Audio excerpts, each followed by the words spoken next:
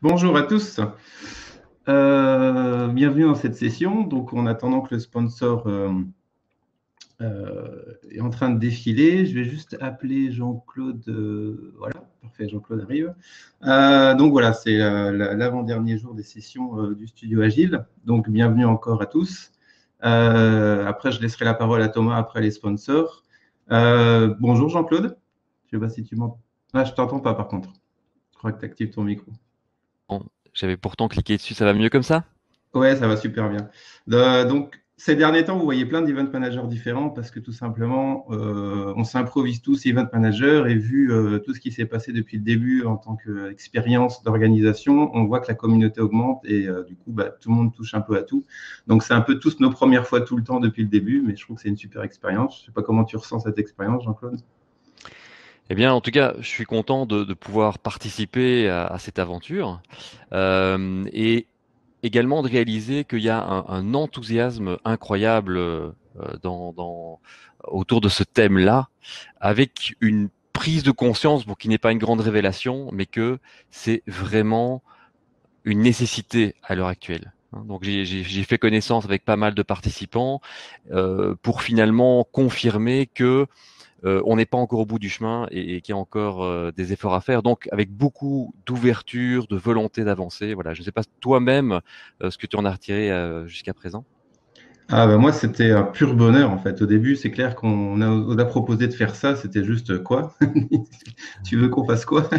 Et au final, c'était que de la passion, des rencontres, du partage et les choses sont allées tout seules. Et je pense que c'est une bonne opportunité pour construire quelque chose de plus périn à terme. Euh, En parlant d'organisation participative, je vais juste lancer une information qui va être diffusée dans quelques temps. Eric s'en chargera. On va proposer à tous les participants des studios agiles de sélectionner les moments vidéo les ont plus touchés. Et l'idée, c'est que ce sont eux qui vont sélectionner les séquences qui leur plaisent, qui vont être intégrées dans le montage final pour finalement qu'on ait vraiment des souvenirs sur toutes les sessions. Donc, bientôt, vous aurez un mail d'Eric avec tous les liens des vidéos qui ont été faites, la vidéo du 18, les lives, les sessions. Et l'idée, c'est, avec une vidéo tutoriel que j'ai faite, vous expliquer comment sur YouTube, vous pouvez sélectionner la séquence qui vous plaît. Et l'idée, c'est que chacun participe, encore de manière participative, au montage final et en fait à tous ces beaux souvenirs. Le best-of, quoi. Le best-of, voilà. Mais c'est vous, participants, qui choisissez. Euh, je te propose de faire monter notre star sur scène pour commencer la session. Eh oui, Donc, je vais appeler Thomas. voilà. Voilà. Donc, je vous souhaite bonne session à tous. Merci Jean-Claude pour le coup de main et bienvenue Thomas. Merci. Salut. Et très bonne session. Merci. Donc, moi, ce que j'ai fait, on va parler d'architecture agile, hein. Je vais partager mon écran pour que vous puissiez voir ça. Et on va pouvoir commencer. Donc, on va parler d'architecture agile, donc d'architecture hexagonale. Et la raison pour laquelle on va parler de ça, c'est que on nous parle beaucoup d'agilité, de déployer très très souvent, hein. On a dit plusieurs fois par semaine, parfois plusieurs fois par jour. Mais c'est pas toujours si facile que ça, avec certaines applications qui sont vraiment pas du tout testables. Donc, ça prend du temps à vérifier que tout marche bien. Un changement prend beaucoup de temps à faire, donc on ne peut pas le faire vite vite et le déployer dans la journée. Et en fait, avec ces applications legacy, c'est pas si facile l'agilité. Et donc, l'idée, c'est que il y a pas mal de techniques qui aident pour ça. Et on va en voir une aujourd'hui qui est très importante, c'est l'architecture hexagonale. Et, et en fait, voilà, on va voir que c'est assez simple et qu'on peut l'appliquer sur même nos vieux logiciels legacy et faire ça progressivement. Et ce n'est pas forcément toujours un si gros chantier que ça. Donc, comment ça va se passer? Je vais d'abord faire une petite présentation de l'architecture hexagonale pour que tout le monde comprenne bien comment c'est. Et puis après, je vais vous montrer une application legacy qui est en fait une application que j'ai faite juste pour l'exercice, mais l'idée, c'est que le code est vraiment pas testable, c'est déjà incompréhensible, alors que pourtant, il n'y a pas grand-chose dedans.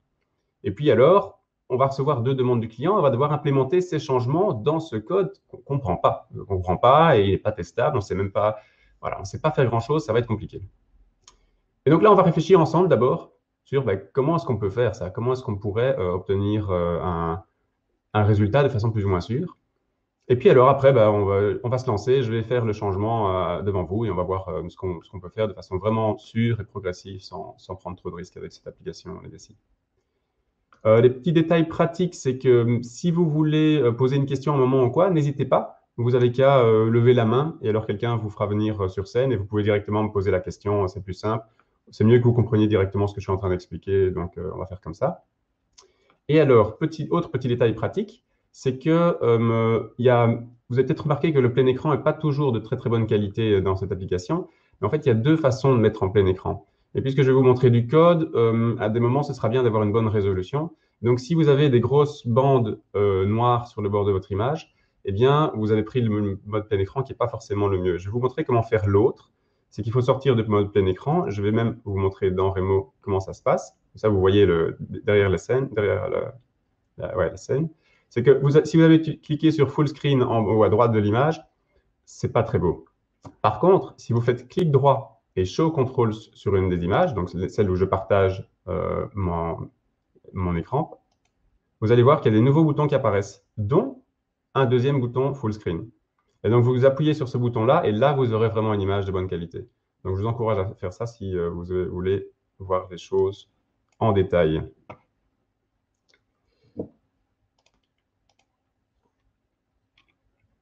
Alors, un petit mot sur moi.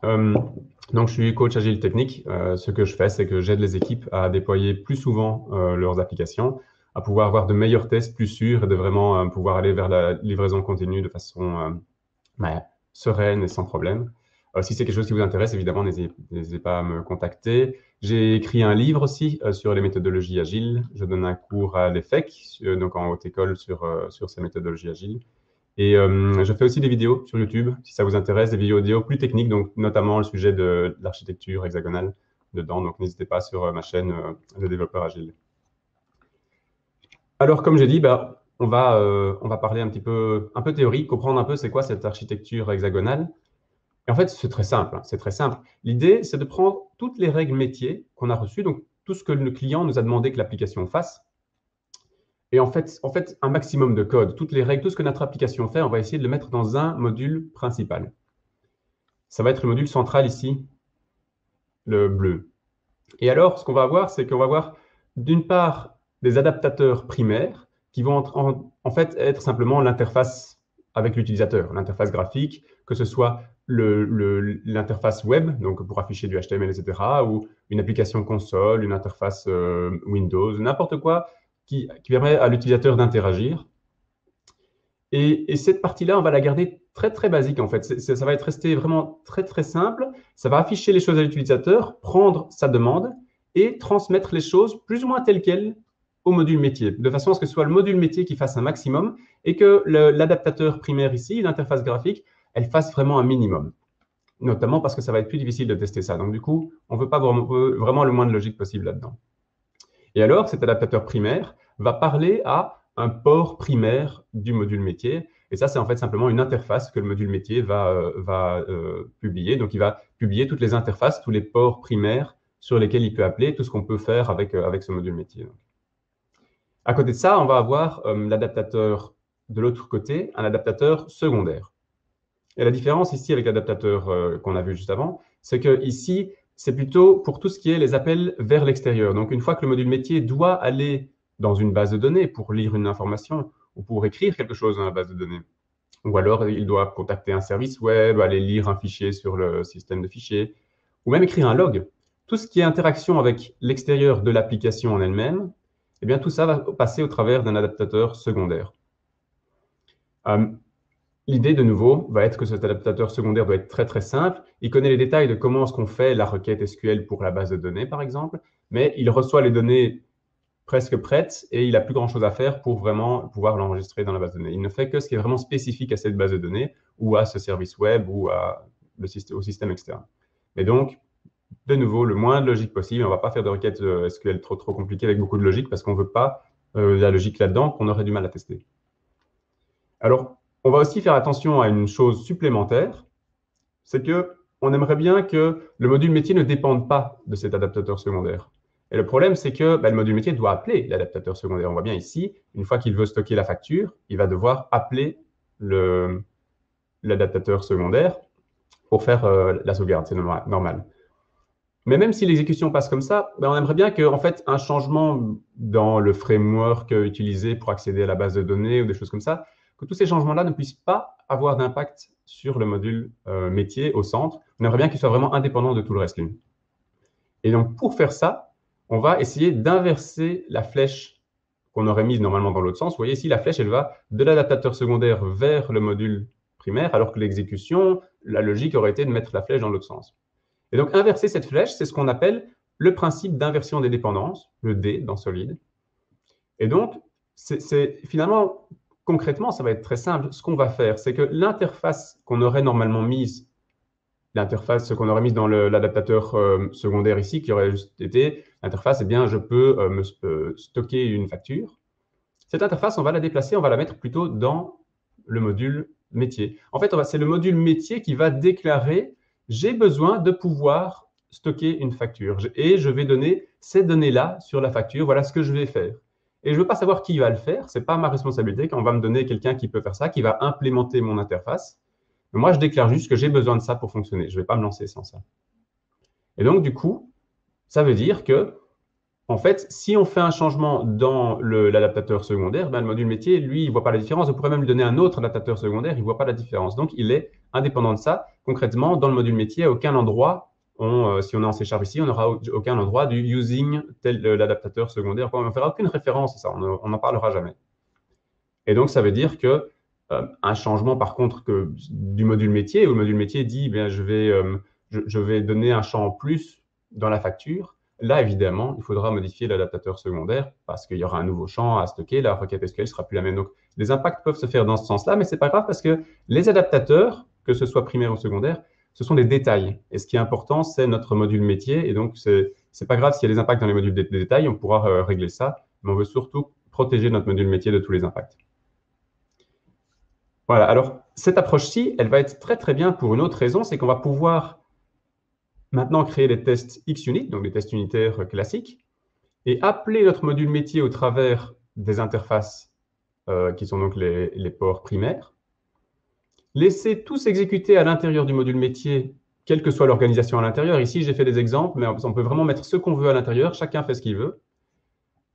Tout s'exécute, et puis, éventuellement ici, pour la sortie, le test va pouvoir remplacer l'adaptateur secondaire par un mock, donc un objet qu'il aurait créé lui-même, qui va lui permettre de récupérer ce qui serait sorti vers la base de données.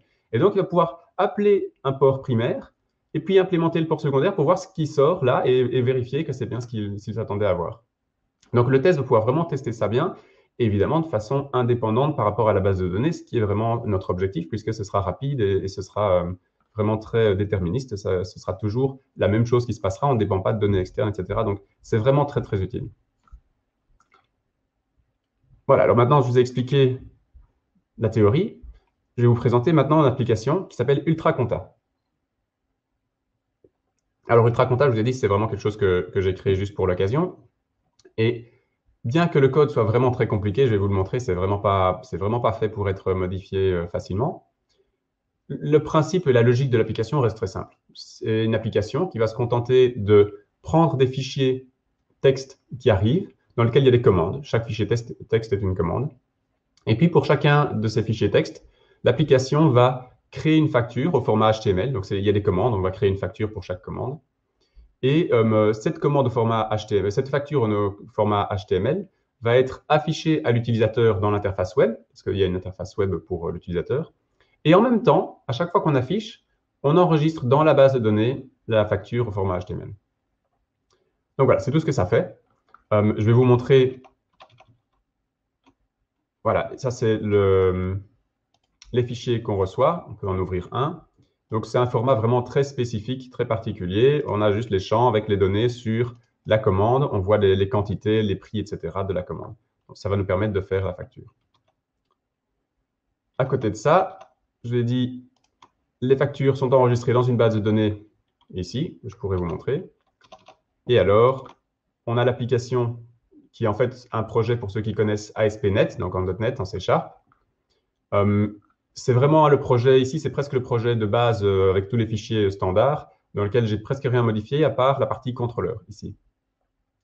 Et donc, dans contrôleur, on a Home Controller qui est en fait le point d'entrée de l'application. On a d'une part le point d'entrée qui permet de lister les fichiers. Je vais vous la lancer, l'application, on va la voir. C'est simplement la liste de tous les fichiers qui ont été trouvés dans le dossier partagé, dans ce dossier partagé-ci. L'application va les lister et va nous permettre de cliquer sur une de ces commandes qu'on a reçues. On ouvre la commande et on voit la facture générée au format HTML. Voilà, très simple.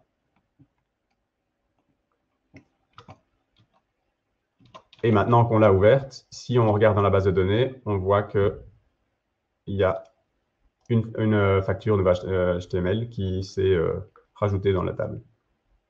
Voilà, donc très simple.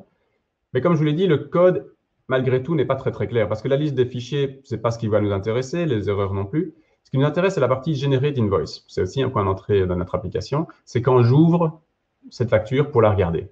Et là, qu'est-ce qu'il fait? Il va faire beaucoup de choses. Tout va être mélangé. On voit que le code n'est pas du tout facile à lire. On va lire directement le fichier sur le file system. On va commencer à générer du HTML. On le voit ici, accéder à la base de données pour aller chercher une autre information sur le client, savoir quelle est la nationalité du client. Et on va faire ça grâce à une classe qui s'appelle Database Access, qu'on n'a pas le droit de modifier. Donc en plus, tout n'est pas modifiable dans cette application. Il y a des parties comme celle-ci, je peux vous la montrer, qui en fait appartient à d'autres développeurs et tout. Voilà, si on commence à changer ça, ça va poser problème. Donc on ne va pas changer cette classe-ci. Et puis on voit qu'à la fin, une fois qu'on a généré tout ce HTML, on le stocke dans la base de données, de nouveau en utilisant cette classe. Et puis on renvoie le contenu à l'utilisateur. On renvoie le contenu dans le navigateur. Donc, ce n'est pas si compliqué que ça, mais on voit qu'il y a déjà beaucoup de choses mélangées. Ça ne va pas être si simple que ça. Il y a des choses dupliquées aussi. Il y a des choses qu'on retrouve plusieurs fois. On voit l'accès à la base pour savoir si c'est un client belge ou pas. On le voit plusieurs fois. Donc, on voit qu'il va falloir faire attention en modifiant ce code. Donc, ça, c'est l'application qu'on a modifiée. On a reçu 2 demandes de nos clients. 2 user stories, que vous voyez ici à l'écran. La première, c'est ajouter le montant total hors TVA de la facture. Et donc, ça veut juste dire sur cette facture HTML, on va rajouter une information en plus. Et on a reçu un critère d'acceptance de notre client, qui est donc un exemple. Et ce critère d'acceptance, c'est une facture avec 2 articles, des quantités, des prix. Et voici le montant total hors TVA qu'il faut afficher dans ce cas-là. Donc ça, c'est assez clair de ce qu'il va falloir faire. La deuxième demande qu'on a reçue, c'est de pouvoir exécuter et de créer toutes ces factures pendant la nuit, en batch. Et donc, l'idée, c'est qu'il va peut-être y avoir beaucoup de fichiers qui vont arriver d'un coup sur le système de fichiers. On ne veut pas devoir ouvrir dans l'interface web chacun des liens pour que ça crée dans la base de données la facture. On aimerait bien que ça se fasse automatiquement, en fait. Donc voilà, ça, c'est les 2 demandes qu'on a reçues. Mais avec le code qui n'est pas si simple à faire que ça, la question que je vais vous poser maintenant, c'est de réfléchir à comment est-ce que vous feriez, quelle serait votre approche pour implémenter ces 2 changements qu'on a vus sans casser aucune des fonctionnalités existantes, alors que vous ne connaissez pas forcément les fonctionnalités existantes. Moi, je ne le connais pas, vous ne connaissez pas, personne ne va pouvoir vous aider. Donc, il va falloir trouver une approche qui permet de s'assurer qu'on ne casse rien, mais de quand même rajouter cette fonctionnalité dans le code. Alors, ce que je vous demande de faire, c'est juste de lister 4-5 points. Ça ne va pas être grand-chose. Après, moi, je vais partager avec vous comment est-ce que moi, je ferais. Et donc, vraiment, des choses génériques. En fait, ce n'est pas forcément spécifique à ce projet-ci. Ce qu'on va chercher à trouver ensemble, c'est une approche plus ou moins générique pour quand on a un code legacy qu'on ne comprend pas, comment est-ce qu'on peut le modifier de façon sûre, sans rien casser et que ce soit assez efficace. Dans le chat, vous avez aussi le lien que vous voyez ici à l'écran avec le code en lui-même, si vous voulez y accéder pendant la présentation. Ici, ce n'est pas forcément indispensable, puisque de nouveau, on va vouloir réfléchir à une approche plus ou moins générique qui marche un peu dans tous les cas. Et alors, ce qu'on va faire maintenant, c'est que on va bientôt couper la présentation. Et vous allez avoir 5 minutes, vous allez vous retrouver de nouveau aux tables. Vous allez avoir 5 minutes pour soit discuter en groupe, à 2 ou seul, c'est vous qui choisissez, à vous faire une petite liste comme ça. Et alors après, je vais revenir recommencer la présentation. Et je vais vous proposer de venir peut-être partager avec moi et avec tout le monde les idées que vous avez et qu'on en discute ensemble. Donc voilà, on va commencer maintenant. On pourrait arrêter la présentation maintenant. Si vous avez des questions, n'hésitez pas. Je lance le timer de 5 minutes maintenant et je coupe. Ça va? Voilà, parfait, on fait comme ça. Allez, c'est parti. Si vous avez des questions, tapez-les dans le chat.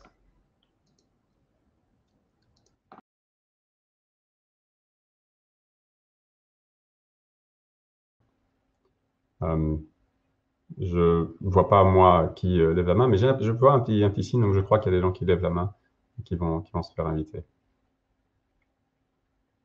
Ou pas. Ah, Attendez, ouais, c'est bon? ouais, très bien, très bien. D'accord. Donc, Du coup, qu'est-ce que vous aviez, vous, en tête par rapport à ça? ouais, du coup, ce qui a émergé un peu de la discussion, c'était que d'abord au niveau de la génération de la vue, donc du template HTML, on allait essayer de séparer ça dans une, enfin de créer une classe séparée pour gérer la vue. Mais Ouais. alors la première étape, c'était de se faire un data test de test avec les premières données qu'on a pour tester. Ouais. Donc de pouvoir avoir des données d'input et des données d'output de référence, créer un test unitaire test unitaire ou test d'intégration, on savait pas trop, pour avoir une référence et ensuite déplacer ça dans une autre classe. Ok. Et puis après, on avait commencé à réfléchir pour pour la génération des calculs d'invoice, pour avoir un module de la même manière, pour avoir un module qui calcule les données. Donc Ouais. sur le même principe, test unitaire et puis une classe qui fait les calculs de. Donc ça, c'était pour le refactoring de la fonction. Et après, on n'a pas été plus loin pour savoir comment intégrer les nouvelles fonctionnalités, Ouais. comment faire le batch. On n'a pas. Ce que j'entends déjà, c'est de pouvoir refactorer un petit peu avant de coder. C'est ça avant d'ajouter la fonctionnalité qu'on nous a demandé. C'est ça que tu dis? Ouais, ouais, ouais. Ouais, je pense que ça, c'est déjà effectivement une bonne approche. Si on refactore, on comprendra a priori le code un petit peu mieux. C'est ça. Et on fera, enfin, les chances qu'on fasse un bug en ajoutant notre fonctionnalité seront probablement plus faibles déjà. Effectivement, ouais.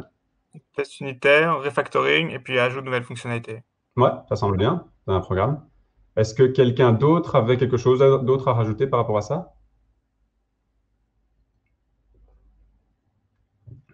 Euh,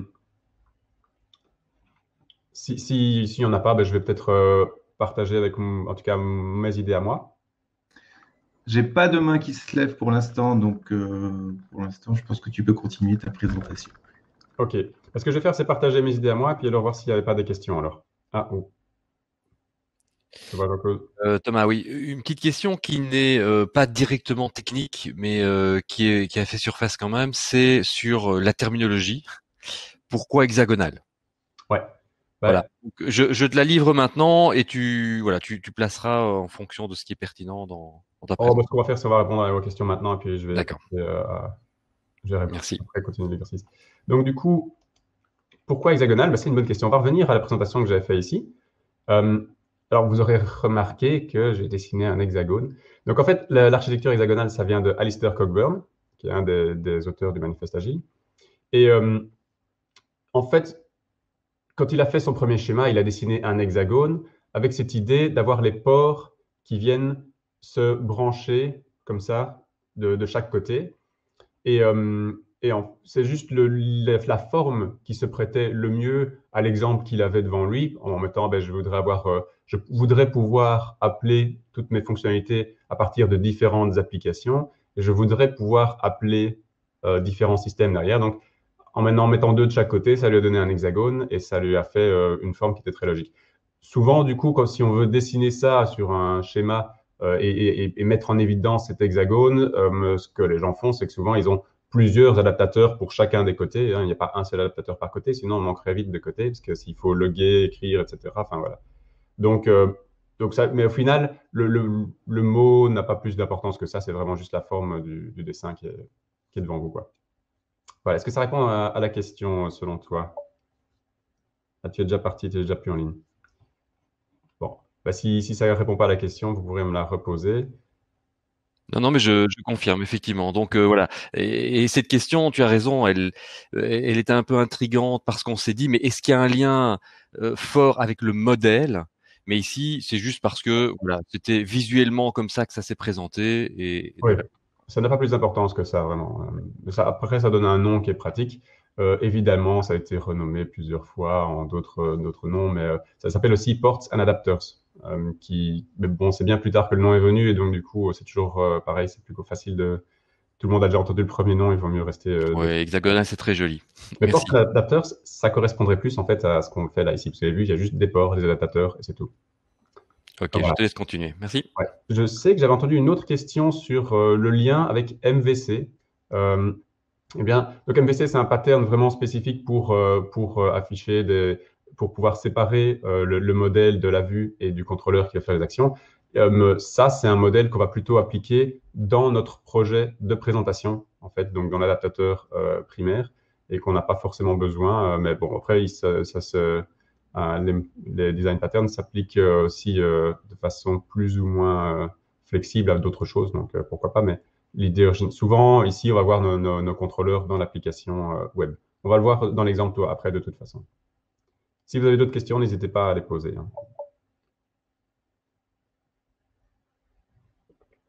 Bon, mais donc du coup, on va voir, moi, une approche que moi j'aurais et qui est plus ou moins l'approche que j'ai habituellement quand j'ai une application legacy devant moi, c'est celle-ci.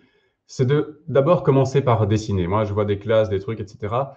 Personnellement, j'ai besoin de pouvoir juste prendre un crayon, un bout de papier, hein, ça va très vite, faire des petites bulles avec des flèches, mais pour comprendre l'exécution de la fonctionnalité sur laquelle je travaille. Alors, pas tout, hein, je ne vais pas dessiner toute l'application et faire tout un schéma d'architecture, ce n'est pas du tout le but. Mais je vais me focaliser juste sur la partie qui m'intéresse. Et ça va m'aider à moi pour comprendre ce qui se passe, pour voir un peu le lien entre tous ces objets, pour pouvoir identifier où est-ce que je vais peut-être devoir faire une modification.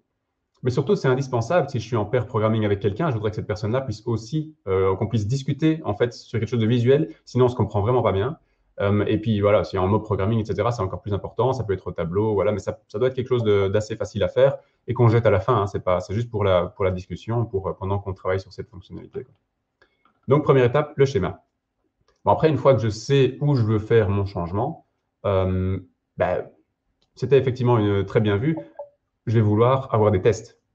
Enfin, je vous ai donné un petit indice, mais il va falloir avoir des tests parce qu'avec les tests automatisés, je vais pouvoir avoir ma confiance dans le code et je vais pouvoir faire des changements et vérifier si j'ai cassé quelque chose ou pas. Sans ces tests, ça va être compliqué. Mais le problème, c'est que normalement, les tests, ils ont déjà été faits par des gens avant et ils ont été faits par des gens qui ont écrit le code et qui comprennent le code, qui vont dans leurs tests justement expliciter, alors l'application doit faire ça pour ceci, etc. Ils vont essayer de rendre le test le plus explicite possible par rapport aux demandes métiers.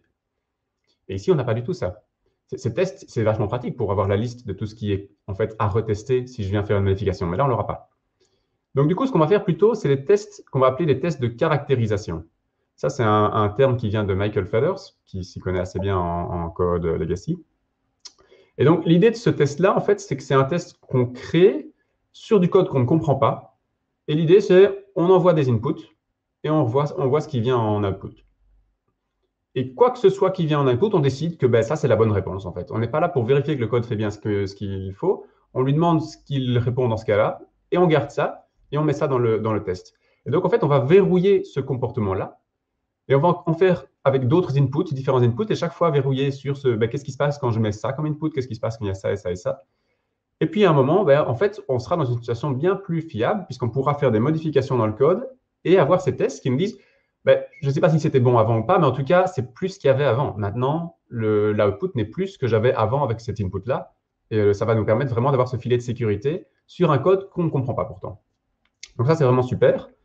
Évidemment, on ajoute un test, 2 tests, 3 tests. Il y a un moment, il faut savoir où s'arrêter. Donc, notre objectif, ça va être d'avoir une couverture de 100% du code par les tests, mais juste pour la partie où on va faire la modification, évidemment. On ne va pas faire ça pour toute l'application. De nouveau, on se focalise juste sur une exécution, une fonctionnalité. Donc, 100% de couverture. Et même là, on va quand même, après ça, se demander, est-ce qu'il n'y a pas encore autre chose, d'autres cas, parce que 100%, ce n'est pas toujours forcément suffisant. Donc, on va encore réfléchir à est-ce qu'il n'y a pas d'autres cas à couvrir, jusqu'à ce qu'on ait vraiment ce sentiment de là, je me sens bien, là, je peux faire un changement, c'est bon, quoi. Je sens que si je change cette classe, elle va pas. Si je casse quelque chose, je le saurai. Donc, il y a quand même un moment à avoir un feeling. Et là, ce sera déjà super bien. On pourrait déjà faire un changement. Mais il y aura encore un petit souci quand même, c'est que chaque fois qu'on va exécuter les tests, ils vont se connecter à la base de données. Ils vont aller sur le système de fichiers, puisque le code fait ça. puisqu'on ne connaît rien, on a juste exécuté le test, le code, il va faire toutes ces choses-là. Donc, on va dépendre de tout ça. Bon, pour toutes les raisons qui peuvent venir dans ce cas-là, ce sera embêtant, ce sera un problème, ce sera lent, ce sera pas fiable, pas déterministe. Voilà, on veut pas rester dans cette situation trop longtemps. On pourrait encore améliorer les choses. Et comment on va faire ça? On va utiliser ce qu'on appelle des seams. Les seams, c'est de nouveau un terme de Michael Fellers. L'idée du seam, c'est simplement de dire qu'à un endroit, on voudrait que le code se comporte différemment quand on est en train d'exécuter les tests. Donc, quand on exécute l'application normalement, on lance l'application, elle fait ce qu'elle doit faire. Mais quand on exécute les tests, on ne veut pas la même chose à cet endroit-là. Bon, typiquement, tout ce qui accède à des choses externes, la base de données ou le système de fichiers, ce n'est pas très fiable dans nos tests. Donc, c'est ça qu'on va vouloir en tout cas remplacer par des seams. Un type de seams qui est très, très connu, c'est le mock. Donc, c'est ça qu'on va utiliser. Petite parenthèse, je vais utiliser le mot mock pour tout. Je ne vais pas commencer avec des fakes, des stubs, des spies, des tests double. Je préfère dire mock pour tout, c'est beaucoup plus simple pour tout le monde dans l'explication. Et donc, une fois qu'on aura mis des mocks en place, ils permettront qu'on n'accède plus à la base de données. On aura donc des tests qui seront beaucoup plus efficaces, qui seront beaucoup plus rapides et ils seront vraiment bien. Là, on sera bien. Là, on sera bien et on pourra, comme ça a été suggéré, on pourra d'abord refactorer le code parce qu'il est quand même toujours dupliqué avec plein de choses compliquées, incompréhensibles, des noms qui ne veulent rien dire. Ça va nous rendre la tâche compliquée si on veut faire les modifications. Même si on va être prévenu que c'est cassé, ça reste quand même pas toujours clair, quoi. Donc, on refactore le code, on le réorganise, on enlève la duplication et on va en arriver à un moment où, en fait, on connaît bien le code. On vient de le modifier, on s'est un peu approprié le code. Ça commence à être quelque chose qu'on maîtrise déjà mieux. On a nos tests qui sont non seulement qui vérifient que le comportement d'avant est toujours là, mais en plus, ils sont assez rapides à s'exécuter. Ils n'accèdent pas à la base de données. Et là, on peut rajouter une fonctionnalité. Là, on peut vraiment faire de modifications. On est revenu dans une situation où j'appellerais même plus ça du code legacy. Moi, je connais le code, c'est bon. Donc, c'est ça, ça va être ça notre objectif. Et vous voyez, c'est une approche qui est indépendante de tout problème. Et on va pouvoir faire ça avec un peu n'importe quelle application. C'est pour ça que je vous propose celle-ci. Il y a d'autres façons de faire, mais ça, je trouve que c'est vraiment la façon générique qui va marcher dans tous les cas. Donc, si vous avez des questions par rapport à ça, vous pouvez les poser maintenant, on peut en parler. Sinon, ce que je vais faire, c'est que je vais vous montrer ce que ça donne réellement avec l'application.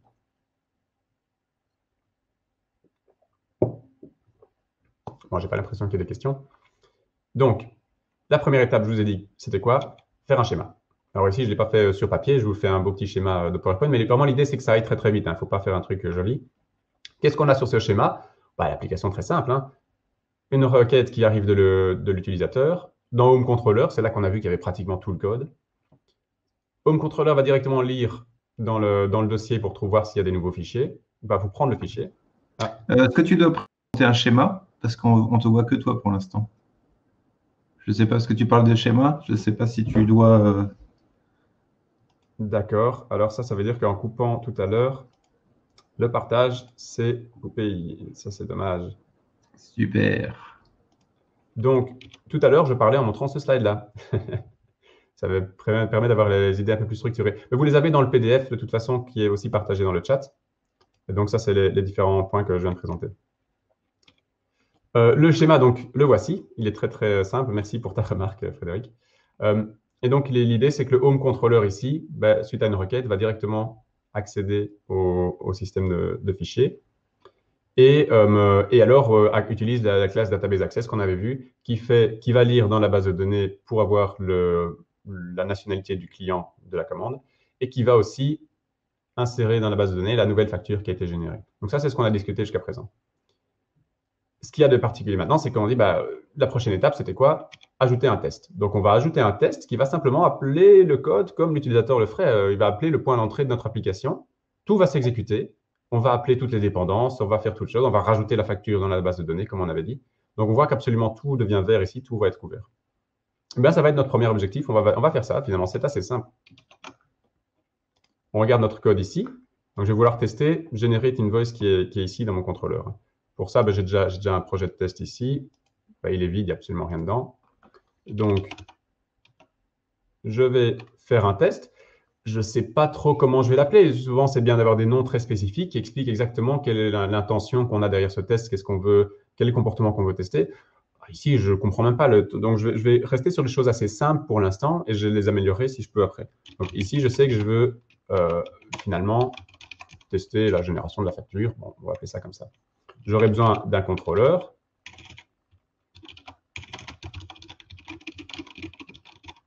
Donc, je prends le contrôleur ici. Et je vais lui demander de générer une facture. Donc, elle est là.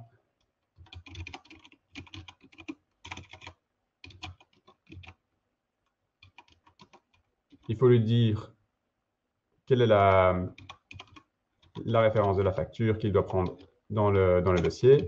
Et alors, il faut retirer le contenu parce qu'ici, sinon, on aurait une réponse à HTTP. Donc, on va prendre vraiment le contenu de la réponse. Et puis, avec ça, on va déjà simplement regarder ce qu'il y a dans cette facture. Mais je ne sais même pas ce que j'attends. Je ne peux pas lui dire qu'est-ce qu'il devrait vérifier. Je ne sais pas ce qu'il doit vérifier. Et donc, l'idée, c'est de faire exprès, de dire, voilà, est-ce que c'est vide? Non, ce n'est pas vide. Le test échoue. Et qu'est-ce qu'on va avoir comme résultat? Évidemment, il va nous dire, on m'avait dit que ça devait être vide, mais j'ai reçu ce HTML à la place. Et là, c'est parfait, c'était l'objectif. On va prendre ce HTML et on va lui dire, maintenant, tu vérifies toujours que ça reste comme ça. Donc, je ne comprends toujours pas pourquoi j'ai cet input, cet output. Je ne comprends rien de tout ça. Je le prends tel quel, je le mets. Et je dis maintenant, ce test-là, il vérifie que ce sera toujours comme ça. Vous avez remarqué aussi que, petite remarque, j'ai des petites boules vertes. Donc, les tests s'exécutent à chaque fois que je change un caractère, en fait. Donc, j'utilise ncrunch, qui est un outil qui va lancer tout le temps les tests. Donc, vous voyez les résultats en bas à droite de mon écran. Et vous voyez aussi simplement, beaucoup plus pratique, pour chaque ligne, si elle est exécutée par un test, et vous voyez s'il y a un test rouge, la ligne serait rouge, sinon la ligne est verte. Donc ça va être très pratique. C'est pas anodin, hein, cet outil, c'est vraiment important. Moi, je compare toujours ça à quand on est passé des IDE qui ont commencé à compiler le code pour vous, et il fallait plus lancer la compilation du code pour savoir que j'avais fait une faute de frappe dans le nom de ma classe. Maintenant, c'est évident que si je fais une faute de frappe dans une nom de classe, je vais le savoir directement, j'aurai un feedback immédiat. Et bien maintenant, on peut aussi avoir un feedback immédiat sur ces tests, et ça, c'est important. Donc, moi, je vous encourage à utiliser ce genre d'outil. Et donc, voilà, on a notre test qui est assez bien. Il est vert. Je peux même aller regarder le contrôleur. Hein. Dans le contrôleur, on va voir que, voilà, on couvre une bonne partie de notre méthode déjà avec ce test. On voit des petites boules blanches, ça veut dire qu'il y a une partie quand même qui n'est pas couverte. Bon. J'ai quand même malgré tout ajouté déjà un test. Ce que je vais faire, c'est évidemment committer cette partie et dire que j'ai ajouté ce test-là. Puisque je suis arrivé à un point où tout fonctionne, tout compile, c'est bien de faire un point de sauvegarde ici et de pouvoir aller vers la suite. Parce que ces boules blanches, elles m'embêtent. On a dit notre objectif d'abord, c'est atteindre 100% de couverture de code de la partie que je veux modifier. Donc, il reste encore ici des boules blanches. On va regarder quelle est la condition qui a fait que, parce que c'est toujours une condition d'une façon ou d'une autre qui fait qu'on ne passe pas dans du code. Et on voit que c'est en fait parce que c'est quand il y a 2 articles dans la commande. Ici, c'est du code pour quand il y a un deuxième article, ce qui n'était pas le cas dans la commande que j'ai utilisée pour mon test. Donc, je vais faire un deuxième test avec une commande différente dans laquelle il y a 2 articles. Et là, ça tombe bien, j'ai reçu un exemple de commande comme ça. Vous voyez, ici, il y a un article, et puis il y a un deuxième article. Donc, je prends surtout le nom, c'est la 949. Et je vais créer un test ici. Donc, generate invoice. Ici, je sais un peu plus ce que je veux. Je veux une facture avec 2 articles. Ça veut dire évidemment que je dois lui dire de prendre l'autre commande. Et évidemment que le résultat ne sera pas celui qui est attendu, puisqu'il reçoit toujours le résultat. Enfin, il reçoit un nouveau résultat, mais il s'attend toujours au résultat d'avant. De nouveau, même logique, on s'en fiche, ce n'est pas important. On prend le nouveau HTML qu'on reçoit maintenant et on lui dit, ce que tu as reçu maintenant, c'est exactement ce que tu dois recevoir et il faut toujours vérifier que tu reçois ça. Et si je regarde mon contrôleur, ça y est, j'ai déjà 100% de couverture de code de cette méthode. Donc maintenant, c'est déjà pas mal. Je vais pouvoir enregistrer ça, committer ça dans Gix. Et je vous ai dit, on ne s'arrête pas à 100%. On va réfléchir un peu et dire, on va quand même regarder un peu ce code, aller plus dans les détails, se dire, mais est-ce qu'il n'y a pas encore quelque chose que je devrais tester parce qu'on ne veut vraiment prendre aucun risque. De nouveau, c'est du code qu'on ne connaît pas, qu'on ne comprend pas, et on va faire un changement et le déployer en production. Donc, on va être prudent. Et en regardant un peu le code, je vois bien ici qu'il y a quand même une condition spéciale sur visiblement la nationalité du pays du client. Oui, ça, effectivement, ça, j'ai pas dans le test, hein. J'ai fait des tests, c'était toujours le même client et ce client est italien. Donc, probablement qu'ici, cette condition par rapport, apparemment, les taxes ne sont pas les mêmes pour les clients belges. Ça, je ne l'ai pas. Donc, je vais essayer d'avoir une facture avec un client belge, une commande avec un client belge. Et ça, de nouveau, j'ai reçu un exemple de mon client avec ça. C'est un client différent. Et je vais faire un test avec ça, du coup. Donc, je dis avec un client belge. Voilà, ce n'est pas cette facture-là, c'est une autre. Et évidemment, vous connaissez maintenant le principe. Il va nous dire, c'est pas ça que j'ai reçu. On lui prend ce qu'il avait. On lui dit, ben, c'est pas grave, dans ce cas-ci, tu peux voir ça. Et voilà, troisième test est terminé. Je commit ça. Et en fait, maintenant, je suis déjà... Ça a été super vite, hein, mais je suis déjà vachement mieux qu'avant. Là, maintenant, si je fais une modification dans mon code, ici, je change euro, je pense que c'est mieux, ou je remplace ça par autre chose, eh bien, mes tests vont directement pouvoir me dire que j'ai cassé quelque chose. Ça ne se passe plus de la même façon. On voit que j'ai cassé 3 tests, on voit ici en bas à droite. Et ça marche avec n'importe quoi, hein. Si je commence à refactorer, parce que c'est ça notre objectif, mais si je commence à refactorer ici et que je casse quelque chose, je vais le savoir. Donc là, on a vraiment déjà bien. Par contre, petit souci, si on regarde dans la base de données, ces tests n'arrêtent pas de s'exécuter et n'arrêtent pas de créer des factures. Donc, c'est un peu embêtant pour les impacts que ça fait, mais le vrai problème, c'est surtout que si maintenant, dans le dossier partagé, un de mes collègues commence à modifier les fichiers pour une raison ou une autre, ce qui arrive quand même fréquemment, et que moi, je suis en train de travailler, au final, mes tests risquent d'être cassés. Voilà, on voit que le premier test est cassé, mais pas pour la bonne raison. On veut que les tests qui ne cassent que quand il y a un problème dans le code. Et donc ici, ça va être un test qui ne va pas être très, très maintenable, de nouveau, vous avez compris, parce qu'on dépend de toutes ces dépendances externes, et ça, on va vouloir s'en affranchir grâce aux SIEMs. Je fais une petite remarque aussi sur les tests de caractérisation. C'est des tests super rapides à faire. Vous avez vu, ça a été super vite, hein. Donc, c'est très facile, mais ce n'est pas les tests les plus maintenables possibles. Donc, si on veut garder ces tests-là dans le temps, à l'avenir, il va probablement falloir les améliorer parce que, vous voyez, ici, en fait, ces tests vérifient beaucoup trop de choses. Ils vérifient tout en même temps. Et ça veut dire que si je décide que tout à coup, le titre de la facture devrait être vert, tous les tests vont échouer en même temps. Et si j'ai que 3 tests, ça va être vite corrigé. Mais si j'ai 100 tests, 500 tests, 1000 tests, là, par contre, je vais commencer à vraiment regretter. Ça va me prendre beaucoup, beaucoup de temps pour des bêtises. Donc, ces tests-ci, je vais vite en avoir ras-le-bol. Et donc, je vais devoir faire quelque chose, il va falloir les améliorer. Ou certaines personnes décident carrément de les utiliser juste temporairement. Ils disent, je les garde juste pendant que je fais mon refactoring et ma nouvelle fonctionnalité. Quand j'ai terminé, je les supprime. Donc, ça, c'est une possibilité aussi. Mais donc, sinon, il y a vraiment l'alternative de les améliorer, de les rendre plus explicites, plus précis surtout.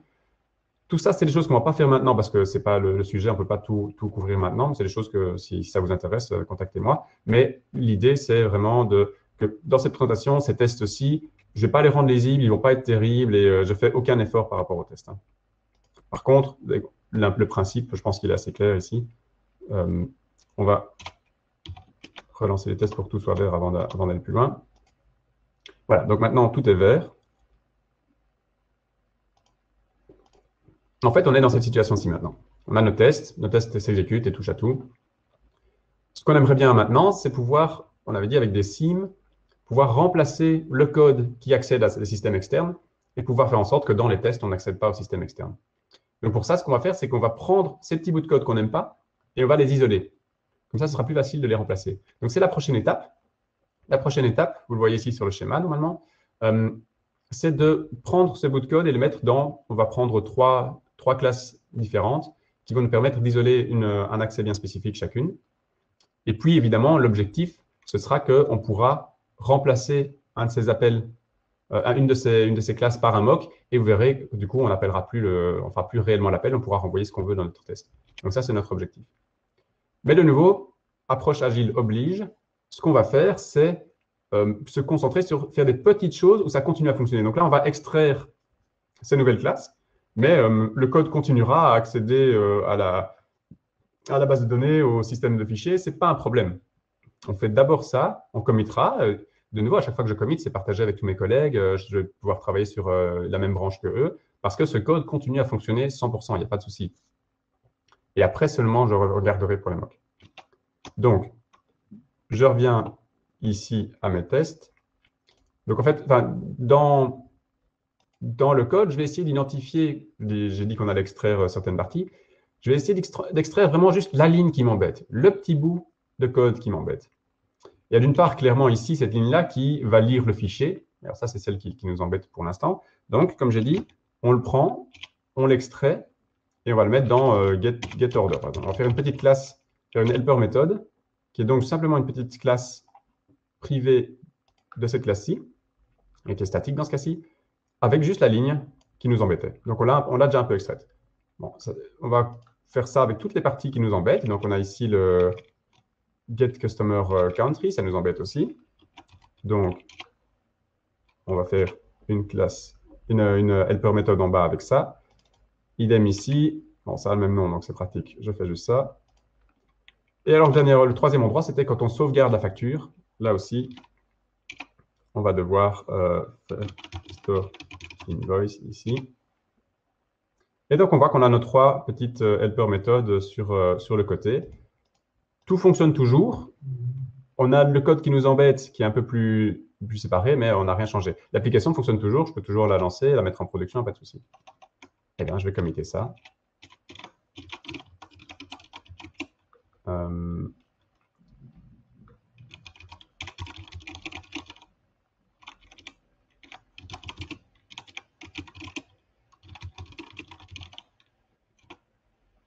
Voilà. Ah,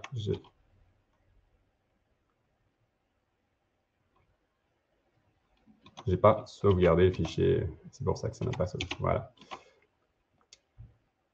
Bon, ben, on a dit, évidemment, l'objectif, c'est d'avoir ces méthodes-là dans des objets à part. Donc, de nouveau, je vais utiliser un refactoring pour ça. Je vais extraire ça dans une classe qu'on peut appeler order source, puisqu'on va recevoir les orders à partir de là. Et je vais mettre ça dans un fichier à part. Voilà. Donc, on voit maintenant, on a un nouveau fichier, order source, avec juste la ligne qui nous embêtait. Ce order source, c'est un appel statique. On voit qu'il est ici. Donc, on n'a plus la ligne qui nous embêtait ici, mais on a un appel direct à cette classe-là. Et dans le test, on ne sait toujours pas modifier ça. Ça reste toujours du code qui n'est pas testable. C'est ça, du code qui n'est pas testable souvent. C'est du code pour lequel on n'a pas la possibilité de modifier son comportement, en particulier par rapport à l'appel de choses externes. Donc, on va aller plus loin. On va dire, en fait, pour pouvoir modifier ça dans nos tests, ce qu'il faudrait, c'est pouvoir utiliser le polymorphisme et donc avoir ce code dans un objet qu'on peut instancier et on pourrait remplacer par une instance d'autre chose dans les tests. Comme ça, on aurait un comportement différent. Donc, première étape, se dire, oui, alors il ne faut pas que ce soit statique. Il faut que je puisse faire un new order source et là-dessus faire un getOrder. Donc, je vais rendre getOrder non statique. Et on voit ici, du coup, que j'ai maintenant une instance. Ça reste toujours le home controller qui crée cette instance. J'ai toujours pas de flexibilité. Donc, je suis toujours pas bien. Ce que je vais faire, c'est mettre ce order source, je vais le créer dans le contrôleur ici en haut. Et on appelle dessus toujours le getOrder. Bon, toujours même chose. C'est pas encore bien parce que c'est toujours le home controller qui décide lui-même qu'il veut créer un order source. Or, je voudrais que dans certains cas, en fait, ce ne soit pas un order source qu'il utilise. Donc, je vais lui dire, on va t'en passer un en paramètre. On va t'injecter cette dépendance. Donc, c'est ça l'injection de dépendance. C'est vraiment lui injecter le order source pour que ce ne soit pas lui qui crée l'instance. Et voilà. Donc là, maintenant, il va recevoir ça déjà créé. Dernière chose, moi, ce que j'aimerais bien, c'est pouvoir en fait passer un objet qui n'a absolument rien à voir, qui va juste implémenter éventuellement la même interface, donc la même abstraction. Donc, je vais lui dire, créer au-dessus de cet objet une interface, comme ça, après, je pourrais passer autre chose. Et du coup, n'exige pas vraiment un order source. Demande juste n'importe quel objet sur lequel il y a la méthode generate. C'est tout ce qu'on a vraiment besoin, en fait. Donc, je crée ici l'interface. Donc, pour order source, j'ai créé l'interface iOrderSource qui a la méthode generate.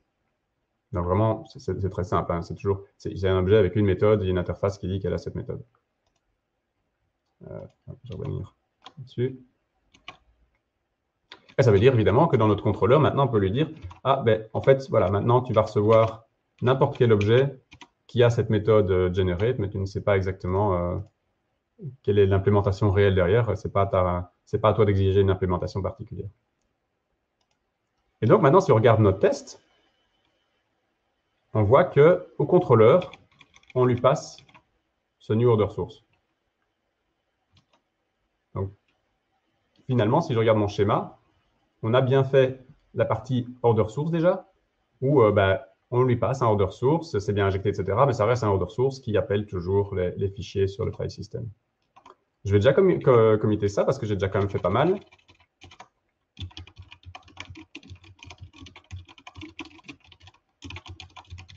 Voilà, je dis que j'ai injecté ça là-dedans. Mais évidemment, notre objectif, c'était de passer autre chose dans les tests. On ne veut pas qu'il appelle les fichiers. Donc, ce qu'on voudrait en fait ici, quand on est dans les tests, on ne voudrait pas lui passer un order source. En fait, on voudrait lui passer un order source mock qui serait un objet qu'on crée nous-mêmes et qui va faire autre chose. Donc, ben voilà, je peux créer cet objet-là. J'utilise beaucoup ReSharper pour générer le code, vous vous en rendez compte certainement. J'utilise tous ces refactoring de ReSharper pour toujours être dans un état où tout compile, tout fonctionne, et je vais le plus rapidement possible vers toujours un état où non seulement le code compile, mais en plus les tests sont verts. Et ça, un outil comme ReSharper ou n'importe quel outil de refactoring, c'est vraiment important parce que ça va me permettre de passer d'un état où tout est vert, où tout fonctionne, à un autre moment où tout est vert, tout fonctionne. En fait, depuis le début où je programme, aujourd'hui, je n'ai pas tapé grand-chose. J'ai tapé juste quelques noms à quelques endroits, mais à part ça, j'ai laissé l'IDE tout faire lui-même. Il n'a pas fait d'erreur, il le fait toujours correctement. Et en plus, ça me laisse, moi, réfléchir à des choses à un niveau d'abstraction plus élevé, en fait. Je ne réfléchis pas vraiment à la syntaxe de comment est-ce qu'on fait un champ privé, comment est-ce que… Non, je réfléchis juste, alors je voudrais extraire ce code-là ici, je voudrais créer une interface, une abstraction au-dessus de ça, voilà, je réfléchis à… C'est de ça que je dois réfléchir, c'est pas à quelle est exactement la syntaxe pour faire telle chose et telle chose. Donc, vraiment beaucoup d'avantages à travailler comme ça et à être dans une situation où je n'ai pas plein de classes qui ne compilent plus, sur lesquelles je vais devoir revenir après, etc. Donc, je fais toujours un petit changement et je reviens toujours à un état où tout compile encore, ce qui me permet d'être toujours, finalement, moi je dis en contrôle de ce que je fais. Je n'ai pas une longue liste de choses que je dois encore aller corriger avant de revenir à un état où j'ai terminé. Bon, donc ici, on a créé notre objet order source mock, donc du coup, dans le cadre de ce test qui est maintenant rouge, le premier test, eh bien, en fait, il ne va plus lire sur le file system. Maintenant, chaque fois qu'il veut lire sur le file system, en fait, il va recevoir simplement comme contenu de fichier, rien. Bon, évidemment, le test est cassé parce que ce n'est pas ça. Mais je vais prendre maintenant le vrai contenu du fichier, exemple, et je vais lui dire, en fait, tu renvoies toujours ça maintenant. Et voilà, là, ça marche. Et donc là, maintenant, c'est bien. On a notre premier test ici, Generate Invoice, en fait, ne va plus lire sur le file system et il continue à bien marcher, à vérifier le comportement de notre application, mais il n'y a pas de souci. Si mon collègue va modifier le fichier de tout à l'heure, ce test-ci, au moins, ne sera pas cassé. Donc, on a déjà progressé. Et je vais committer, du coup. Je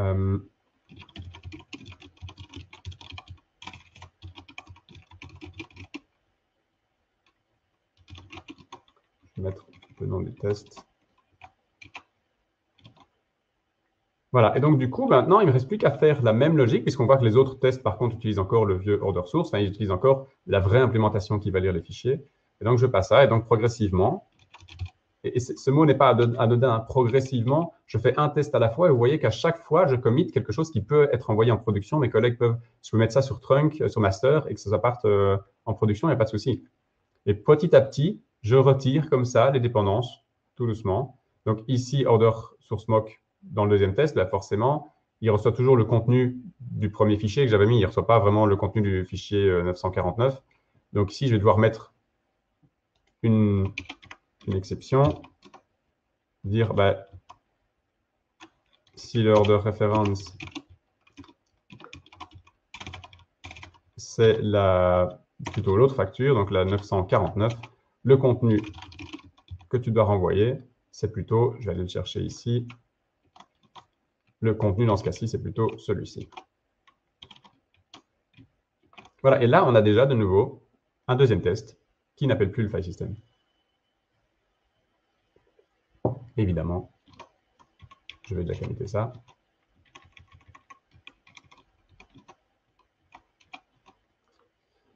Bon, ben c'est bien. Plus que le dernier, on va commencer à connaître le mécanisme. Je vais lui donner le contenu de la commande 50 dans le mock. Je ne vais pas encore faire un if-else, je vais faire un switch plutôt. Voilà. Et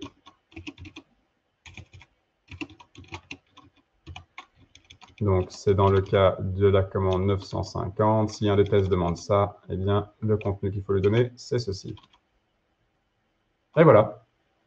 Et donc là, déjà maintenant, j'ai entièrement en retiré cette dépendance, en fait. Maintenant, j'en suis arrivé là où j'ai mis un mock pour tous les tests. J'ai mis un mock qui fait qu'on ne dépend plus de la dépendance du système de fichiers, mais mes collègues peuvent changer ce qu'ils veulent dans ce dossier. Je n'ai pas besoin de ce dossier pour vérifier que mon code fonctionne pendant que je développe. Et donc là, c'est vraiment déjà beaucoup mieux qu'avant. Je vais juste un peu réorganiser les choses ici, parce que j'ai dit que je n'allais pas faire d'efforts dans ce test, mais on a quand même un minimum. Donc je remonte ça de 2 lignes. Voilà. Et alors, je vais mettre order source mock dans un fichier à part, avec tous les contenus des fichiers. Voilà, et maintenant, on a nos tests qui sont entièrement indépendants, juste sur cette dépendance-là. Et ça qui est important, c'est qu'on a finalement focalisé nos efforts sur une des dépendances, et c'est déjà mieux. On a déjà des tests qui tournent avec cette dépendance-là qui est éliminée. Évidemment, vous voyez sur le schéma ici, on a encore, pendant notre exécution des tests, on a encore l'autre dépendance qui est accédée, qui continue à... On dépend encore de ça, mais on est dans une situation qui est meilleure qu'avant. On a retiré une dépendance. Donc, on a été jusqu'au bout pour vraiment retirer cette dépendance. Et d'ailleurs, j'insiste, on l'a fait de façon progressive. On n'a pas fait d'un coup toute la dépendance qui est retirée. On a progressivement retiré cette dépendance un peu partout jusqu'à avoir quelque chose qui nous plaît. Bon, alors, la suite, vous la connaissez. La suite, c'est de faire la même chose pour les deux dépendances qui sont en dessous ici, de façon à ce que vraiment là, notre test ne dépende de plus rien du tout et soit rapide et déterministe. Déterministe, ça veut dire qu'à chaque fois que je l'exécute, j'ai toujours le même résultat, ça ne dépend d'absolument rien d'autre. Je ne peux pas, s'il devient rouge, c'est forcément que le code a été modifié et ne marche plus. C'est ça qu'on veut, on ne veut pas des tests qui se cassent comme ça pour des raisons comme ça arrive parfois. Alors, le mécanique, ici, c'est vraiment la même mécanique, donc je ne vais pas le refaire juste devant vous là maintenant. Ce que je vais faire, c'est, j'ai déjà un commit où c'est déjà fait, comme ça je vous montre directement le résultat. On va gagner 10 minutes pour refaire la même chose. N'hésitez pas, le code est disponible sur GitHub. Si vous voulez le faire comme exercice, n'hésitez pas à le faire évidemment. Mais donc moi, je vais prendre mon commit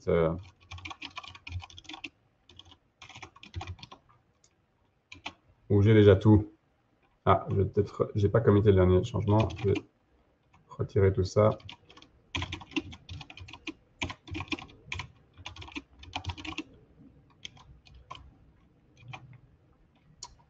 Voilà, là, il voudra bien. Et voilà, donc vous voyez, si je prends mon contrôleur, j'avais rajouté une dépendance qui était iOrderSource. Eh bien, ici, ce que j'ai fait, c'est que j'ai rajouté iCustomerSource et iInvoiceStorage avec exactement la même logique. Pour retirer, j'avais retiré ici cette ligne-là qui m'embêtait. Eh bien, maintenant, j'ai un CustomerSource pour retirer cette ligne-ci qui m'embêtait.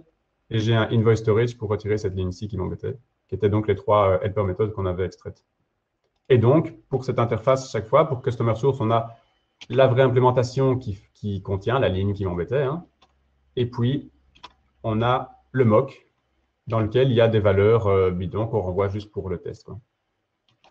Même chose pour iInvoiceStorage avec la ligne. Dans InvoiceStorage, en fait, on a notre appel, donc la ligne qui nous embêtait. Et dans le mock, là, on veut juste rien. En fait, on ne veut pas qu'il enregistre quoi que ce soit dans la base de données. Donc, on lui dit juste, quand on te dit d'enregistrer la facture, tu ne fais rien.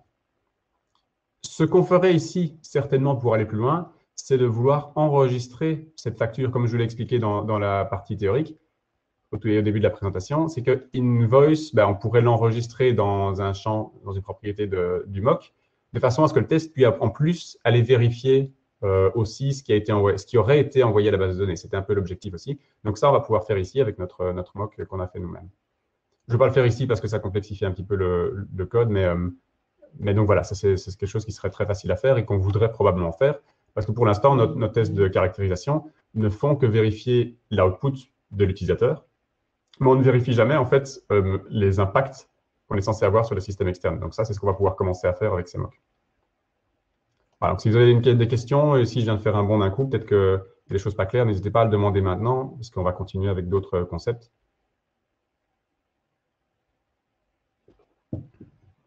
Donc si on reprend notre schéma, on en est arrivé là, on est assez content, et on va pouvoir, on avait dit, on a les tests, et le groupe là l'avait dit, bah, la suite, c'est de pouvoir refactorer notre code pour avoir quelque chose qui est facile à modifier. Et je vois deux axes à refactorer. D'une part, je trouve que tout ce code ici est complètement mélangé avec des principes de HTML, de la réponse HTTP à renvoyer, etc. En fait, on a mélangé ici beaucoup de code métier avec le code de présentation, le code HTTP, etc. Tout ce qui concerne la présentation. Donc ça, c'est probablement un premier refactoring que je veux faire. Et ça va nous amener dans vraiment avoir terminé cette architecture hexagonale. On va voir ça.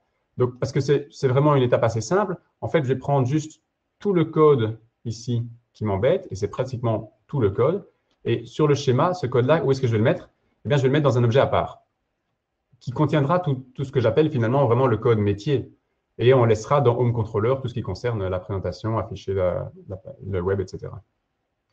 J'appelle ça ici Create Invoice Command, c'est vraiment juste un nom pris au hasard comme ça, vous pouvez appeler ça n'importe comment. Comme je le disais, la partie métier, là, vous l'organisez vraiment comme vous voulez. Donc, toujours la même chose, extract méthode, je fais une commande que j'appelle generate.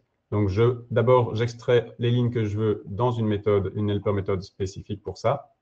Et puis après, bah, je prends cette méthode et je la mets dans une classe à part, parce qu'ici, je préférais carrément avoir une classe pour ça. On pourrait l'appeler, donc j'avais mis dans le schéma Create Invoice Command. C'est un refactoring un petit peu plus avancé de ReSharper parce qu'ici, il va devoir prendre les dépendances que le contrôleur avait pour faire tous ces appels. Parce que maintenant, c'est Create Invoice Command qui va faire les appels, donc c'est lui qui doit recevoir les dépendances de Order Source, de Customer Source, Invoice Storage, tout ça, il va le prendre avec là. Je lui dis de nouveau de mettre ça dans un fichier à part. Et vous voyez toujours, utiliser un maximum l'outil pour ne pas devoir commencer moi-même à créer des choses et me tromper, et puis chercher, et finalement perdre le focus sur ce que j'étais réellement en train de faire. Ce que j'étais en train de faire, c'était rendre ce contrôleur beaucoup plus focalisé sur juste une chose, faire des réponses HTTP pour le navigateur qui a appelé et faire la présentation des pages, etc., mais pas la logique métier. Donc maintenant, il est vraiment beaucoup plus léger. Et on a ce Create Invoice Command qui est créé à côté, qui reçoit donc toutes les dépendances qu'on avait, parce que c'est lui qui va faire tous ces appels à ces dépendances, et qui contient toujours le code qu'on a ici, qui est toujours le même, auquel on n'a toujours pas touché, en fait. Bon, alors, des petites choses aussi, c'est que on ne veut pas que le Home Controller, en fait, vous l'avez compris maintenant, on ne veut pas qu'il crée lui-même le Create Invoice Command, on aimerait bien pouvoir lui injecter plutôt et dire, on va te donner une instance, ne fais pas ça toi-même. Donc ici, on lui dit, crée une instance, on va retirer les autres dépendances puisqu'il n'a plus besoin de ça maintenant, et il va juste recevoir un Create Invoice Command en paramètre. Même logique toujours, je préférerais ici que ce soit plutôt une interface et que derrière ça, que le Home Controller ne soit pas vraiment focalisé sur je veux cette classe-là, mais plutôt qu'il dise moi je veux une classe qui permet de faire finalement le seul appel qu'il va vouloir faire, c'est generate. Il va vouloir pouvoir générer la facture. Et donc, tant qu'on lui donne n'importe quelle classe qui fait ça, il est content. Donc, on extrait une interface I create invoice, on pourrait l'appeler comme ça par exemple, dans un fichier à part.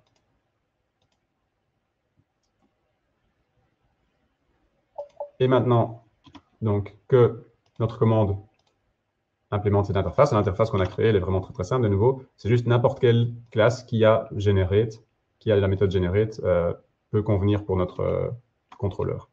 Et donc, on va lui dire, voilà, maintenant, tu t'attends à recevoir quelque chose qui est de I create invoice. Et voilà. Donc ici, on a toujours une application qui fonctionne. Tout au long de cette présentation, l'application fonctionnait toujours. Je peux la lancer, je peux faire ce que je veux avec. Et je peux donc committer ça. Je vais encore la commande quelque part.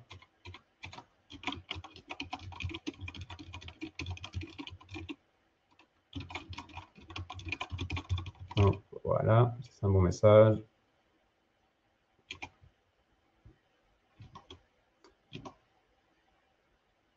Et en fait, à ce stade-ci, eh bien, on a déjà l'architecture hexagonale.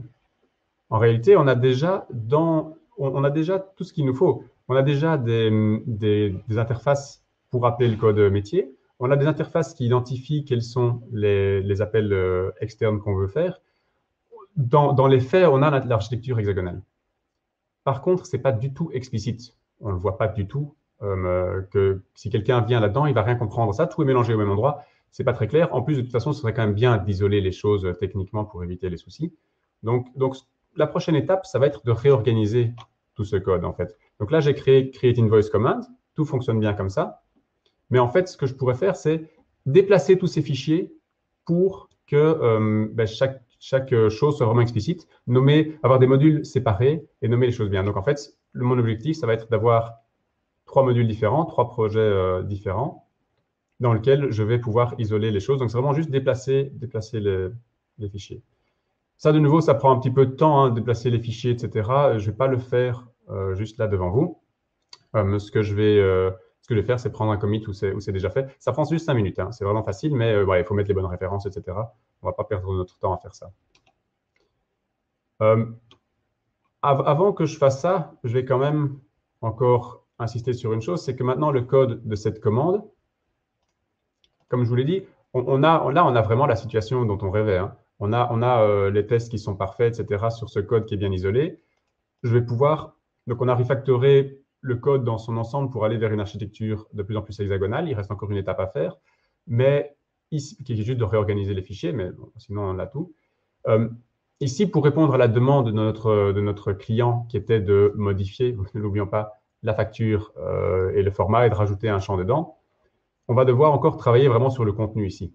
Mais vu qu'on a cette sécurité des tests maintenant, on va pouvoir refactorer l'entièreté de ce code-ci, vraiment l'intérieur de cette méthode, qui est vraiment dans une classe à part, et commencer probablement à extraire certaines classes, à extraire certaines parties, parce qu'on voit qu'il y a des choses mélangées là-dedans. Il y a le formatage du HTML, il y a la logique de comment est-ce qu'on calcule les choses. Il y a beaucoup de choses mélangées. On va vouloir un peu réorganiser tout ça. Surtout aussi retirer la duplication, qui généralement est quand même un signe, il y a quelque chose qui va être facile à casser, parce que je vais corriger, si j'implémente la fonctionnalité qu'on m'a demandé au-dessus, je risque d'oublier de le faire dans la partie en dessous, qui est en fait pourtant le même code dupliqué. Donc voilà, tout ça, c'est des choses qu'on va refactorer, et après, on va pouvoir faire les modifications. Je pense que c'est quelque chose qui est assez courant, ou en tout cas, je pourrais le présenter en dehors de cette présentation-ci, mais je ne vais pas le faire maintenant devant vous, parce que ça prend du temps et que c'est pas forcément… Je voulais me focaliser vraiment sur l'architecture hexagonale. Mais donc ici, voilà, on a mis en place tout ce qu'il fallait pour le faire. Il n'y a plus qu'à… En fait, vous pourrez même faire la modification sans refactorer si ça vous plaît. Vous êtes déjà dans une situation qui est beaucoup plus sûre. Donc ça, de nouveau, je ne vais pas le faire. Je vous laisse ça comme exercice si vous voulez. Ou si ça vous passionne, vous pouvez m'en reparler. On pourrait faire ça autre part. Mais donc là, je vais me focaliser finalement sur la deuxième user story. Donc la première user story, je pense que c'est clair comment est-ce qu'on va la terminer. Avec le temps qui nous reste, on va se focaliser sur la deuxième user story et sur donc la demande était de pouvoir appeler ce code pendant la nuit, pouvoir exécuter le code pendant la nuit. Et pour faire ça, on va terminer notre refactoring d'architecture hexagonale. Et on verra qu'avec l'architecture hexagonale, on aura cette flexibilité, cette facilité, et ça, ce sera vraiment bien. Donc, objectif maintenant, passer de tous les fichiers qui font une architecture hexagonale dans un même projet à vraiment tout séparer en modules très clairs, donner des noms clairs. Mais de nouveau, cette partie-là n'est pas vraiment indispensable. On a le principe important, on l'a déjà appliqué en fait. Alors bon, j'ai un commit qui a ça. Ce sera plus rapide. Donc, qu'est-ce qu'on voit maintenant? C'est que mon petit projet que j'avais ici va maintenant être remplacé par plusieurs projets. Et alors, j'insiste très fort, ça c'est un choix que moi j'ai fait, c'est des noms que moi j'ai décidé de prendre, c'est une organisation que moi j'ai décidé de prendre pour réorganiser les fichiers de tout à l'heure. Mais c'est pas, ça c'est très personnel, vous pourriez faire autre chose. L'idée c'est de rendre cette architecture criante, comme dit Bob Martin, de faire qu'on ouvre le projet, on comprend directement où est quoi, et on peut très rapidement trouver les points d'entrée déjà, et Et idéalement, dans l'architecture client de Bob Martin, on essaye aussi de mettre en évidence le métier, quelles sont les possibilités de l'application, et pas trop les détails. Donc, du coup, qu'est-ce qu'on a? D'abord, un projet que j'applique Primary Adapters. J'ai mis host aussi, parce que en fait, j'utiliserai souvent plus le mot host, parce que ça, c'est beaucoup plus clair. C'est-à-dire, c'est le projet web, l'interface, toutes les interfaces graphiques qu'on aurait avec les contrôleurs qu'on avait tout à l'heure. Le contrôleur est toujours là. Donc ça, c'est assez simple. À côté de ça, on va avoir un dossier business dans lequel on va avoir notre projet business. On pourrait en avoir plus des projets business si nécessaire, mais ici, c'est clairement pas nécessaire. Et dedans, on va retrouver notre commande avec le code de tout à l'heure. Il n'a pas bougé. Il a juste été déplacé ici. L'interface qui correspondait et qui est donc le port primaire, donc ici j'ai mis vraiment le terme port primaire avec cette interface-là, qui est ce qui va donc être appelé par le projet web. Et puis, on a à côté de ça les dépendances des ports externes que j'ai mis ici pour que ce soit clair pour tout le monde, même si on ne connaît pas de théorie. En fait, c'est les ports secondaires qu'on a vu tout à l'heure. C'est donc tout ce qui va permettre d'accéder à l'extérieur, que le module métier, donc ici c'est bien le module métier qu'on a, que le module métier déclare qu'il a besoin pour pouvoir accéder au système externe. Et donc, on va avoir nos adaptateurs externes, nos cas d'adaptateurs secondaires, qui sont ici et qui vont venir implémenter ces dépendances et qui vont venir dire, moi, je peux faire ce travail-là pour le module de business. Une chose aussi, c'est qu'on aurait pu... J'ai fait un projet en mettant toutes les dépendances externes là-dedans. On pourrait avoir évidemment plutôt un projet par type de dépendance, un projet pour la base de données, un projet pour les fichiers, ce serait probablement beaucoup mieux. De nouveau, ça complexifie ici le principe, je voulais simplifier les choses. Mais donc, on peut organiser ça un peu comme on veut. Et puis, les tests, eux, n'ont pas bougé, je vous l'ai dit, c'est pas le but ici, c'était pas d'améliorer ces tests. Donc, qu'est-ce que ça donne en schéma pour bien visualiser ce qu'on a fait? Donc, on a séparé les choses comme ça. Et pour comparer, donc, ça c'est le même schéma, mais en insistant sur les interfaces qui ont été créées, les ports et les adaptateurs, pour bien comprendre l'architecture hexagonale ici. On a donc bien le projet web avec le contrôleur qui est l'adaptateur primaire. On a le port primaire qui l'appelle, qui est iCreateInvoice, qu'on avait créé au-dessus de notre commande, qui, elle, va du coup pouvoir utiliser les interfaces qu'elle a déclarées en disant j'ai besoin de pouvoir d'aller chercher un client, de stocker la facture et d'aller chercher un order. Et donc, ça, ce sont les ports secondaires. Et les adaptateurs secondaires viennent ici d'un autre projet qu'on peut séparer, comme je disais, et ils viennent implémenter les ports secondaires. Voilà, donc là, du coup, on va pouvoir passer à notre dernière étape. Je vais le montrer comme mon schéma. C'est que maintenant qu'on a isolé notre adaptateur primaire, on va pouvoir créer d'autres adaptateurs primaires. Et c'est exactement ça que nous demandait notre client, c'est de pouvoir réutiliser tout le même code business sans rien changer. On ne va pas toucher, c'est toujours le rêve évidemment en programmation, c'est de pouvoir implémenter une fonctionnalité sans modifier le code existant. Et donc c'est pour ça que cette flexibilité ici va être intéressante, puisqu'on va pouvoir créer une petite application console qui va se lancer pendant la nuit, qui va utiliser tout ce code, mais sans qu'on modifie quoi que ce soit dans le code qui est appelé. Donc ça, on va le faire ensemble, ça va être assez rapide. Dans les hosts, dans les adaptateurs primaires, je rajoute un nouveau projet qui va être une application console appelée ultraconta.batch par exemple. Et cette application console, voilà, très très basique. Hein. Elle va dire Hello World et puis elle va utiliser le code business, donc elle va avoir besoin d'avoir la commande. New, c'était create invoice command. Évidemment, il faut lui rajouter une référence. Donc, c'est bien, c'est un projet, c'est un adaptateur qui référence le module métier. Donc, dans ce sens-là, il n'y a pas de souci, on peut le faire. Il va falloir lui passer les dépendances qu'il a besoin, donc les autres détails dans le module métier, il faut qu'on lui fournisse tout, puisqu'il ne veut rien connaître, il faut qu'on lui fournisse tout ce qu'il a besoin. Donc, on va lui dire, tu as besoin d'un order source. Alors, de nouveau, ici, on va référencer ça. D'un customer source et d'un invoice storage. Et d'ailleurs, par rapport aux références que je viens d'ajouter, petite remarque à part, c'est tout à fait normal que le point d'entrée de l'application, qui est en fait le composition root, c'est lui qui va créer toutes les instances qu'il a besoin, c'est lui qui s'exécute et qui commence à lancer tout le reste. C'est normal que ce point d'entrée référence absolument tout, en fait. Lui, ici, le projet batch, comme le projet web, en fait, connaissent tous les autres projets de l'application. Et c'est inhérent à la façon de fonctionner. On est obligé de faire ça pour pouvoir aller mettre toutes les bonnes dépendances au bon endroit. C'est lui qui va le faire. C'est le composition route. Comme ça que ça s'appelle. Donc, maintenant qu'on a cette commande qui est créée, avec les vraies implémentations, évidemment, pas avec des mocks, eh bien, on va pouvoir lui dire de créer la facture. Donc, on va pouvoir appeler la fonction générée, lui dire quelle facture. On va prendre la première, c'était 948. On lui dit de générer ça, et puis c'est tout. On peut lui dire, voilà, il n'y a rien d'autre à faire. Et donc maintenant, si je regarde ma base de données, j'ai toujours toutes les factures qui avaient été créées. Je vais les supprimer. Je vais supprimer tout ce qu'il y a dans la base de données. Donc maintenant, il n'y a plus aucune facture dans ma base de données.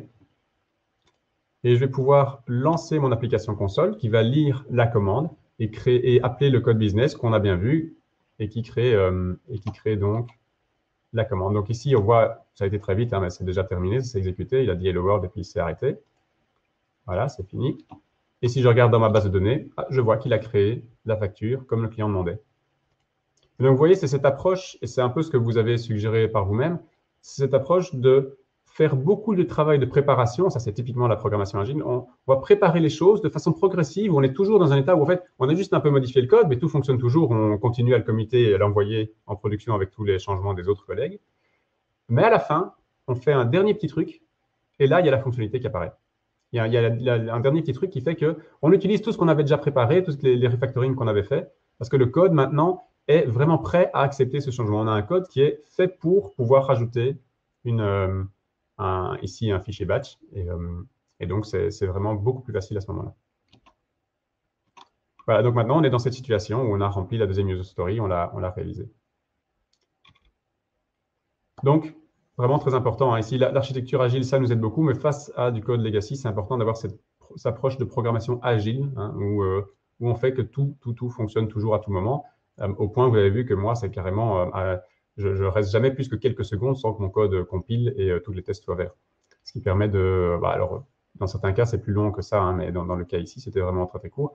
Et j'essaye que ce soit court parce que j'ai pas plein de changements qui sont dans mon chemin, en fait, qui se rajoutent à mon work in progress, qui se rajoutent à tout ce que je vais devoir venir corriger après avant de pouvoir dire, OK, c'est terminé. Et donc, quand je travaille au quotidien, ce que je vous montre là, c'est la façon dont je travaille tous les jours au boulot. Eh bien, je vais faire ces petits commits pour pouvoir toujours les mettre sur master et que tout le monde soit au courant des changements. Je ne suis pas en train de changer des choses sur une branche parce que ça ne marche pas, etc. Tous les changements que je fais, tout le monde est au courant, tout le monde les a. Il n'y aura aucun problème pour fusionner ça plus tard. Et en plus, ça va en production, etc. Et je bloquerai vraiment personne. Voilà, si vous avez des questions sur ça, n'hésitez pas à me les poser, évidemment. On peut en parler après la présentation maintenant. N'hésitez pas à me recontacter pour ça, ou si vous voulez faire ça à votre boulot, etc. Je peux aussi vous donner des conseils, donc n'hésitez pas. Alors, s'il y a des questions, je propose que vous leviez la main et alors quelqu'un vous invitera sur scène pour qu'on en parle. Je ne sais pas combien de temps il nous reste, pas beaucoup, il nous reste quelques minutes pour faire quelques questions. Il nous reste 4 minutes. Donc, n'hésitez pas à lever la main si vous avez des questions.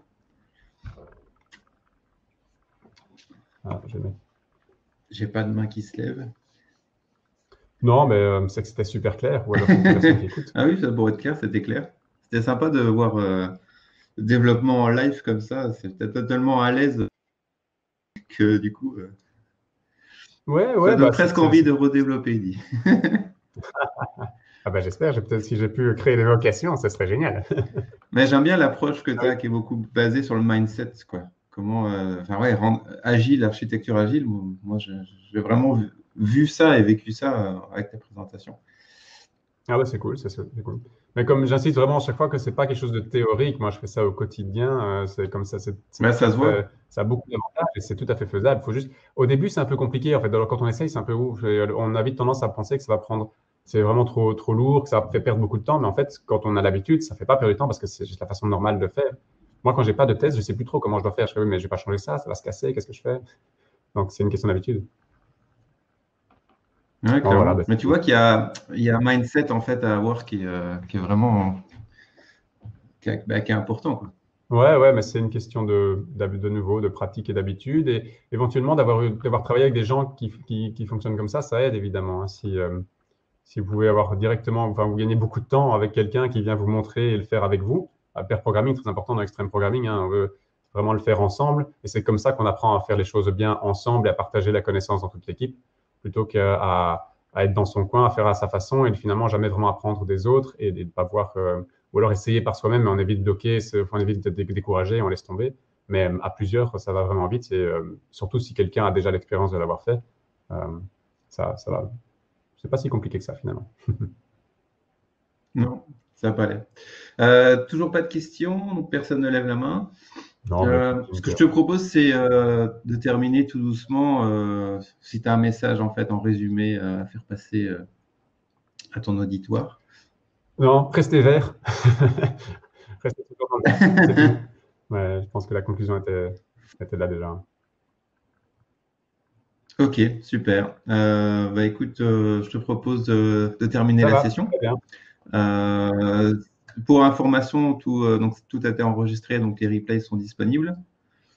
D'après ce que j'ai vu passer comme message, il y aura un groupe LinkedIn privé pour les équipes, etc., qui sera aussi réalisé. Donc voilà, bah écoute, en tout cas, merci beaucoup pour la présentation. Avec plaisir. Je pense qu'ils peuvent te contacter sans problème, soit par chat, soit pour la suite. J'ai pas mis ici, je pense. Peut-être. Voilà, trouvez-moi sur LinkedIn, c'est facile. Super. Bah, écoute, un grand merci. Moi, je vais juste faire la transition. Donc, ce soir, il y a une présentation sur l'atelier de facilitation visuelle. Donc, pour ceux qui ne savent pas dessiner et qui ont peur de le faire, n'hésitez pas à participer. Écoute, voilà. Je propose qu'il y ait une autre personne, mon deuxième partenaire Muppet qui monte sur scène, Jean-Claude ou Eric ou Pascal. Yes. On a commencé à deux, on finit à deux. Cette approche évolutive. Et c'est vrai que, bon, important de savoir aussi que Thomas peut accompagner les équipes, évidemment, j'imagine, dans cette transition, dans cet acquis, dans la maîtrise de cette approche-là. Super. Bah écoute. Il nous reste à souhaiter une bonne journée à tout le monde et on se revoit sans doute pour la plupart cet après-midi alors pour la session sur la facilitation visuelle alors. Oui, tout à fait. En tout cas, bonne journée à tous. Et puis, les journées agiles ne sont pas terminées. Elles continuent. Enfin, le studio agile, pardon. Et vendredi, il y a aussi la clôture qui se fait à Charleroi au Kélis en présentiel. Okay. À bientôt donc. Oui. Allez, bonne journée à tous. J'insiste sur le fait que ce n'est pas que en présentiel, vous pouvez aussi être dans Remo. Hein. Vous n'êtes pas exclu si vous ne venez pas à Charleroi. On fera les deux, on a l'habitude maintenant. Hein, ça paraît tellement évident en live. Ah merde. C'était en live depuis le début. Je crois que c'était un record. Ok, bah ça nous fera plaisir de revoir tout le monde en tout cas. Bien. Tout le monde. Et demain matin, il y a aussi le zombie Scrum et remettre du Y dans les équipes qui font du Scrum. Il ne faut pas le louper non plus. Je pense que ça va être bien. Salut tout le monde. Bonne journée tout le monde. Ça va être bien. Allez, bonne journée.